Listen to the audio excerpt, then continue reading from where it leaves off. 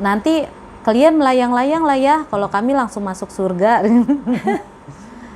Ah, kenapa mak? Iya, kalian mah nanti kalau seandainya udah di hari pembalasan, bilangnya kalau mereka kan hari pembalasan, kalian melayang-layang. Kalau dia nggak mau bilang kali masuk neraka kan, jadi dibilangnya melayang-layang, nggak tentu arah. Kalau kami langsung masuk. Lah terus kenapa? Kalau mama udah yakin masuk surga, kenapa mama masih hidup? Kenapa mama nggak mati aja? Kan langsung di surga. Sekarang mama pusing, bayar listrik mahal, bayar dasar kawan aku kurang ajar, berlebihan tuh si Teguh Wisnu jenggotan. Ya udah sih mak, itu kan ininya dia. Saya gitu, iya dulu kan padahal dia gini. Aku jadi nggak, ya udah mama nggak suka, dia suka biarin aja. Terus kan, ya udah sih orang Yesus juga jenggotan kagak masalah. Dasar kau kan kurang ajar katanya. Inna ad-dina 'indallahil Islam.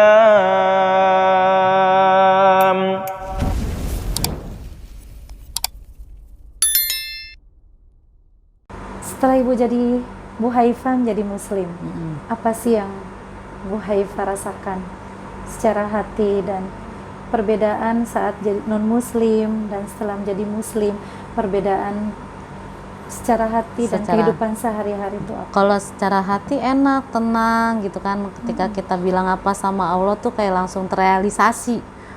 Minta juga kita kan nggak pernah aneh-aneh gitu ya sebagai manusia kan. Tapi kalau di dalam kehidupan mungkin orang melihat saya kala itu kan susah. Saya kabur lagi dari rumah. Ya itu kan habis syahadat karena niatnya mau langsung nikah, jadi kan saya ajak nikah. Nah langsung nikah, yang saya bawa itu saya nggak bawa apa-apa karena emang kan saya tinggalnya sama orang tua. Yang saya bawa hanya celana pakaian dalam.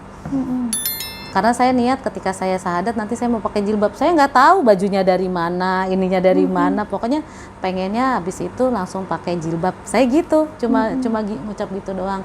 Jadi di rumah itu kalau suami saya bawa baju sekoper, sayanya malah cuma bawa buku-buku buat ngajar karena saya guru kan, anduk sama pakaian dalam aja udah.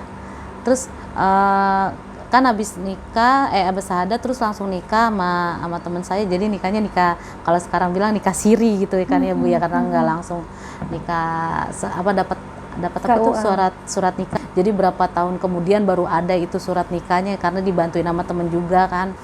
Nah itu alhamdulillahirobbil alamin ya, teman saya itu saya dibawain tikar, dibawain bantal, nggak kasur, tikar, bantal. Terus ya udah yang penting bisa tidur, udah nggak apa-apa Bu, saya gitu. Makan juga dulu punyanya baskom sama sendok, makanya pakai baskom sama sendok lagi waktu itu kan. Ya udah ya dikit. Nah terus akhirnya ketahuan sama mama saya, disangkain saya kaburnya kemana lagi, nggak taunya kan udah nikah. Nah mama saya nggak terima anaknya nikah cuma begitu doang. Akhirnya nuntutlah ke ibu mertua saya untuk dinikahkan, maksudnya diresepsiin kali ya. Dikirain kita cuma kabur doang gitu, padahal kitanya udah nikah. Cuma kan ngumpet-ngumpet gitu kan, tidak disaksikan orang tua. Udah mau marah-marah, mau ini, mana orang yang nikahin? Teman-teman di sekolah, teman ngajar saya waktu itu pada ketakutan. Enggak, tenang aja, kalau seandainya kenapa-napa saya yang pasang badan, saya gituin. Bapak ibu semuanya enggak kena, saya gituin. Karena emang yang disaksikan kan sama teman-teman kerja gitu ya. Saya waktu itu guru SD, kalau SMP ini saya baru. Nah setelah itu saya, karena pikiran orang tua saya harus nikah, jadi dibilangnya harus nikah secara Kristen kan. Jadi kayak pembina apa sih namanya kalau itu pranika gitulah pokoknya. Nah disuruhlah ke rumah pendetanya yang mau nikahin kami.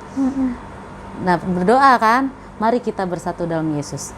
Saya nggak mau, jadi saya gitu, Christine kamu kenapa tidak lipat tangan katanya. Saya kan Islam dan saya tidak mengakui Yesus sebagai Tuhan, saya gitu. Oh tidak bisa ini nikah di gereja. Emang siapa yang mau nikah di gereja? Saya gituin. Saya nggak mau nikah di gereja, saya gitu. Jadi waktu Bu Haifah syahadat di Istiqlal, pulangnya ke rumah teman, terus dinikahin di situ.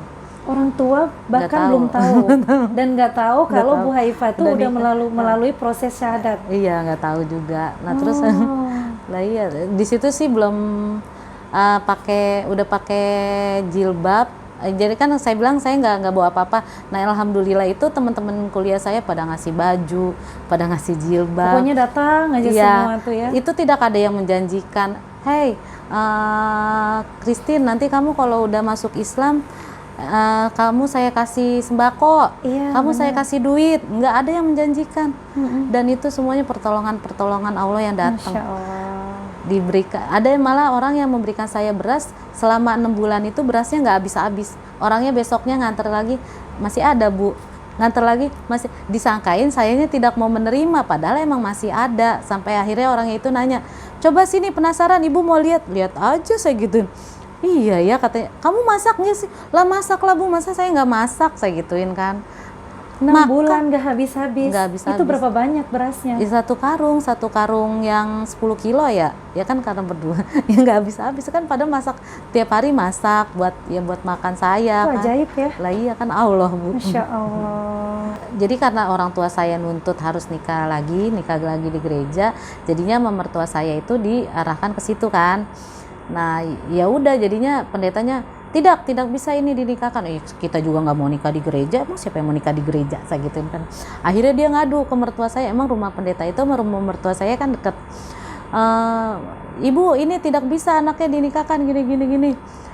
Tahu itu katanya gitu. Jadi marah-marah mertua saya. Padahal dia kan guru sekolah minggu, bukannya ngajak anak saya biar jadi Kristen, malah ikut-ikutan masuk Islam. Saya diem aja nggak mau ngomong, nggak mau apa. Jadi suami juga mualaf. Iya mualaf juga. Jadi mertua saya juga sama Kristen juga. Gitu. Oh. Nah, akhirnya nikah di rumah mertua. Kan kalau orang Batak itu kalau hajatan itu emang laki-laki kan, bukan perempuan. Jadi nikahnya di tempat suami. Nah bapak saya itu nggak mau datang, nggak taunya bapak saya itu di rumah ngamuk-ngamuk. Dia nonjokin tangan ke Ya tembok Allah. sampai tangannya berdarah. Pintu dirusakin karena dianya ya pokoknya nangis. Terus Ya, nggak terima ya anaknya saudara-saudara saya datang, saya itu digamparin sama saudara saya. di hari pernikahan. Iya di resepsinya itu. Di resepsi. Digamparin suami saya. Kau bikin malu gini. Saya diem aja. Ya cuma digamparin gini doang Iya, gitu kan. heeh. Kalau katanya coba kalau terus-terusan gue tonjok tuh kata suami saya gitu. Ya gitu. Masya Allah. Udah dari situ ya saya juga habis setelah resepsi cuma hanya resepsi doang, kembali lagi ngontrak gitu. Ya emang kita lagi pas habis nikah kan langsung ngontrak gitu. Heeh. Sekarang gimana hubungan dengan mertua dan orang tua? Hubungannya sih kalau secara hablum minanas alhamdulillah baik. Baik. Cuma kan ya namanya saya juga pengennya kalau bisa mereka juga masuk, kembali ke fitrah, fitrahnya. ya. Nah mereka juga sama berharapnya kan kita itu kembali lagi ke Kristen gitu kan. Jadi ini kuat-kuatan ya. Iya, jadi kan dibilangnya gini, ya alhamdulillah kami berdua itu sama-sama anak paling besar, tapi tidak tidak abai gitu dengan orang tua. Ketika orang tua butuh apa, kami terdepan. Karena kan itu kan pesan Ustadz kan. Bu Haifa keluar dari sana, tapi Bu Haifa harus tunjukkan akhlak yang baik gitu kan. Walaupun emang terkadang ketika kita kalau kita minoritas kita diituin kan, dizolimin kan. Tapi saya cuek aja. Bodoh amat gitu kan. Ya kan gini, kenapa kau masuk Islam? Karena Islam itu indah. Bagaimana kau bisa bilang Islam itu indah sedangkan dia ngebom di 911 tuh 9 September kan? Sama di mana, kenapa dia malah ngadain perang di mana gitu kan. Emangnya kan kalau orang Batak manggil adiknya bapak tuh udah gitu ya, emangnya udah tahu yang ini itu orang Islam, saya gituin kan ya. Itu kan propaganda semuanya. Betul. Saya gituin kan. Ketika kejadian itu orang-orang Yahudi tidak masuk, saya gituin. Diem dia nggak bisa jawab ya kan. Kebanyakan manusia hanya menelan mentah-mentah berita tapi dari tidak media. mau cari tahu, tidak mau mengkonfirmasi gitu kan. Jadinya jadi ya, kalau saya bilang jadi bodoh. Betul. Ya kan. Jadi ya memang lagi-lagi media yang salah satu yang berperan dalam ini merusak nama Islam ya. Iya. Nah, setelah udah menikah ya, ngambil rumah di sini dekat juga sama orang tua kan. hubungan udah baik. Baik. Cuma tetap mereka masih berharap Bu Haifah masuk. Apa yang paling Bu Haifah tunjukkan ke mereka tentang Islam? Ya lebih ke akhlak aja sih ya, walaupun saya merasa juga akhlak saya belum baik. Karena kan bagi orang tua itu kan saya ini kan tetap jelek, tidak bagus kan ya. Tapi ya kadang gitu saya itu sedihnya gini, kalau orang tua saya emang tidak tahu ada misionaris. Kalau mertua saya iya dia misionaris, karena kan dari Magelang itu mertua saya kenapa masuk Islam itu ya karena ada misionaris di sana kan, makanya dia jadi masuk Kristen. Kalau mertua saya jadi tahu gitu kan, yang dari dikasih dengan iming-iming sembako dan segala macam. Malah saudaranya ada yang masuk Kristen tapi karena nggak disuplai terus-terusan kan ya balik lagi dong ke Islam. Ya kan tidak awet gitu kan kalau seandainya cuma hanya karena iming-iming gitu. Nah kalau kayak mama saya itu kan memang dia kan kalau menurut saya gitu ya didoktrin untuk mempercayai kalau seandainya Yesus itu juru selamat yang hidup gitu kan. Tidak tahu Islam itu kayak gimana, sampai dibilang kalau dulu kan gitu ngapain kau masuk Islam, si Muhammad itu kan tukang kawin digituin kan, nanti suamimu kawin lagi digituin kan. Saya jawab gini, suami Muhammad bukan tukang kawin. Emang Nabi, saya cerita Nabi Muhammad itu istrinya 13, tapi dia menikahi perawan cuma 1, itu namanya Siti Aisyah. Yang lainnya itu janda, terus nenek-nenek. Kenapa dia menikahi nenek-nenek? Ya karena dia mau menyantui anak yatim, saya gituin kan. Bukan kayak sekarang ngelihatnya cuma paha doang, saya gituin dinikahin. Itu tidak nggak semuanya, saya gituin. Saya punya temen juga poligami, tapi alhamdulillah sesuai dengan syariat, bahagia, akur, saya gituin. Jadi kau mau kayak gitu? Ya mau, kalau seandainya emang suaminya udah siap, silakan aja, silakan aja, saya gituin kan ya. Kau gak usah berlebihan lah kau jadi orang, katanya gitu. Nah terus saya itu emang lagi waktu itu kan masuk Islam itu saya nggak mau setengah-setengah ya Bu ya. Maunya kan secara keseluruhan kan, surat 2 ayat 208 itu masuklah ke dalam Islam secara keseluruhan. Ya walaupun dulu itu cuma pakai jilbab tapi tangannya kelihatan segini gitu kan. Ya ditegur sama teman, nanti tangan yang kelihatan itu dicelupin ke api neraka. Lah kan saya nangis ya, ibu saya mau pakai jilbab saya gitu, tapi saya nggak punya bajunya, saya gituin kan ya. Ini saya pakai, ya udah kamu minta aja sama Allah tiap sholat. Ya udah saya gitu nurut gitu ya. Ya Allah, doa ya Allah, saya mau pakai jilbab, tapi saya nggak punya duit buat beli gitu kan. Tolongin saya, tolong kasih jilbab buat saya biar saya gini gitu kan. Ya itu minta, pokoknya ya nggak langsung juga kan, doa, pokoknya doa. Betul, dan berusaha pengen keluar itu juga berusaha menutupi. Alhamdulillahirobbilalamin ada temen ngaji itu tiba-tiba bawa beca, saya dibawain baju gamis sama jilbab banyak banget. Ya udah dari situ jadinya jadi pokoknya menutup aurat lah gitu kan, pakai kaos kaki. Itu juga dibilang sama mama saya gini, kau masuk Islam terlalu berlebihan katanya gitu kan. Lihat orang di sini tidak ada yang kayak kau katanya gitu kan ya. Orang di sini itu tidak dibaca Al-Qur'annya. Emang kalau kau baca, ya bacalah, saya gituin. Makanya sampai kayak orang panas dingin pakai kaos kaki. Ini aurat, saya gituin. Aurat. Jadi yang boleh kelihatan itu tangan sama muka, saya gitu. Jadi sambil ngasih tahu gitu ke mama saya kan ya. Biar dia paham. Sambil gitu. Diedukasi ya. Iya. Nggak sekalian keluarin ayat-ayat gitu. Kalau itu ntar dulu. Ya yang ringan-ringan aja dulu biar dianya paham gitu kan. Iya benar. Terus lagi gini, ya ini kan obrolan cuma dengan orang tua gitu ya. Nah nanti abis ngeluh gitu kan, bayar listrik mama mahal katanya gitu. Bayar telepon, bayar ini. Ya saya ya udah nanti dikurangin lah itunya dayanya gitu kan.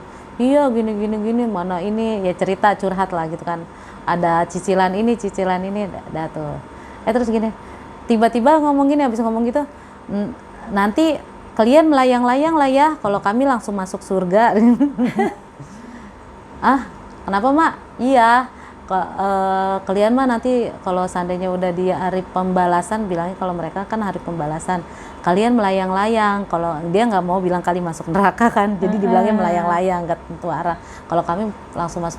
Lah terus kenapa kalau mama udah yakin masuk surga, kenapa mama masih hidup? Kenapa mama nggak mati aja, kan langsung di surga? Sekarang mama pusing, bayar listrik mahal, bayar dasar kawan aku kurang ajar. Padahal bukannya maksudnya gimana, saya dipancing ya, saya nggak mau ngebales, nggak mau nginiin kan, ya tinggal dibalikin lagi aja omongannya. Ya orang udah pasti masuk surga, kenapa masih hidup kan? Ya mendingan ya udah langsung Di dunia pusing ya? Iya dipusing. Mending langsung di surga gitu. Dan dia kesel, yaudah ya mak, saya pulang, saya gitu. Ada lagi gini, terlalu berlebihan tuh si Teguh Wisnu jenggotan. Yaudah sih mak, itu kan ininya dia. Saya gitu, iya dulu kan padahal dia gini. Aku jadi nggak, ya udah mama nggak suka, dia suka biarin aja. Terus kan, ya udah sih orang Yesus juga jenggotan kagak masalah. Dasar kau kan ajar katanya. Ya gitu ya, karena mama saya nggak tahu kan, jadinya kan hanya bisanya kan menghina dan ngeledek gitu ya. Betul. Tapi kan kalau udah dikasih tahu, dikasih pemahaman, akhirnya paling nggak sedikit-sedikit mereka paham ya. Gitu. Dan kita kan tetap berbuat baik, tetap ini. Nah itu berbuat baik aja diginin.